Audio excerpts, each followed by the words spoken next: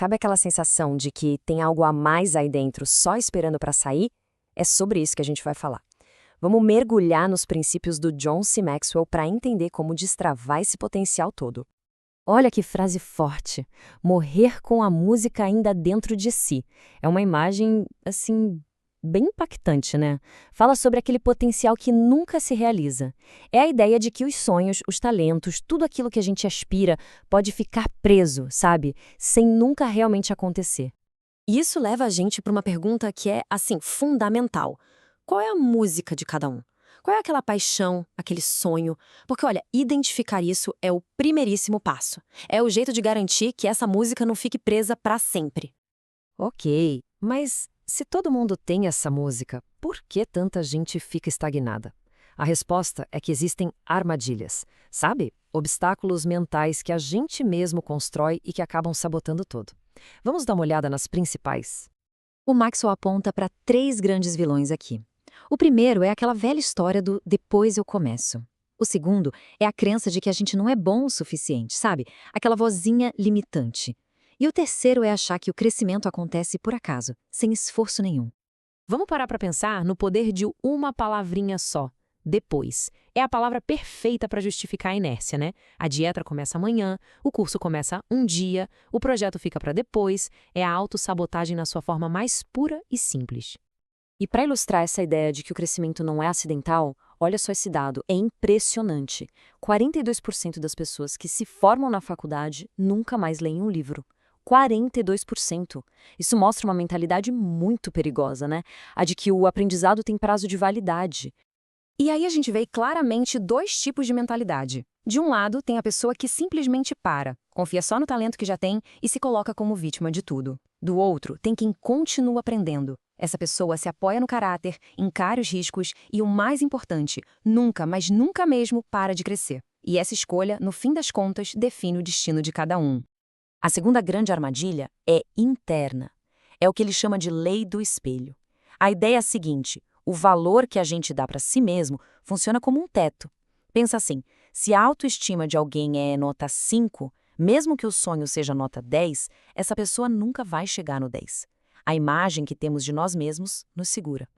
Para a gente entender isso na prática, tem a história da Janetta McSwine. A vida dela foi marcada por abuso, pobreza, uma desesperança total. Por mais de 30 anos, ela simplesmente não conseguia ver nenhum valor nela mesma. Estava presa numa autoimagem, nossa, devastadora. Só que aí, alguma coisa virou a chave. Ela decidiu voltar a estudar. E o ponto central está aqui, no que ela mesma disse. A grande virada não foi sobre ser esperta de nascença. Foi sobre tomar a decisão de ser determinada, motivada e, o mais importante, pensar de forma inteligente. Foi uma mudança de mentalidade, não de uma capacidade que ela já tinha ou não. A história dela prova um ponto fundamental. A autoimagem que uma pessoa carrega, mesmo que tenha sido moldada por um passado horrível, não precisa ser o destino final. É possível redefinir como nos vemos. Mas a pergunta é, como se faz isso na prática?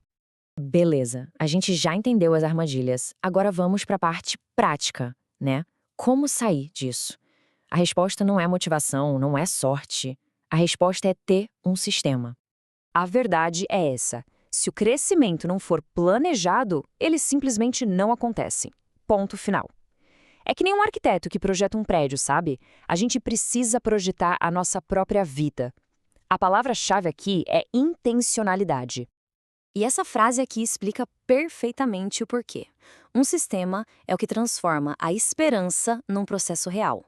Ele pega um objetivo abstrato, tipo, quero crescer, e transforma isso em ações concretas, que dá para prever e que qualquer pessoa consegue seguir.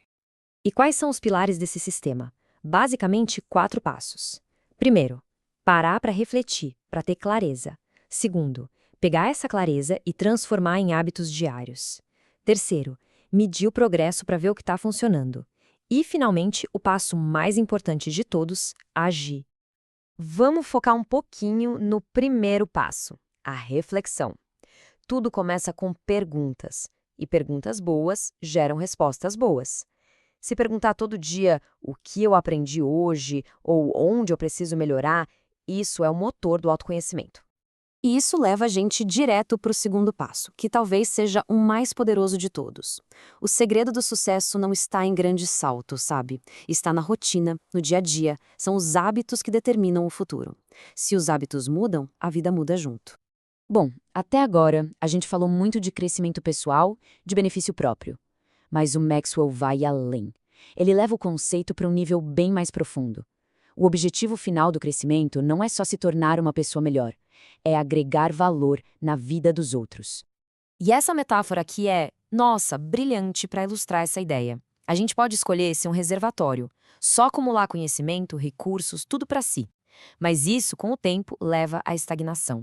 A água fica parada. Ou a gente pode ser um rio, deixando tudo fluir, nutrindo e ajudando quem está ao redor. O objetivo, então, é ser esse rio. E quem viveu essa filosofia na pele foi o Benjamin Franklin. Pensa só, ele poderia ter patenteado todas as invenções dele e ficado absurdamente rico, mas ele escolheu compartilhar tudo. A vida dele não foi sobre acumular, foi sobre contribuir. E a lição é essa: uma vida útil vale muito mais do que uma vida rica. E para fechar, a gente fica com a pergunta que o próprio Franklin se fazia toda manhã. Isso pega um conceito filosófico gigante e transforma numa ação prática, diária, imediata. Não é sobre mudar o mundo de uma vez por todas, é sobre qual pequena contribuição, qual pequeno ato de utilidade a gente pode fazer hoje. No fim das contas, essa é a verdadeira medida do crescimento.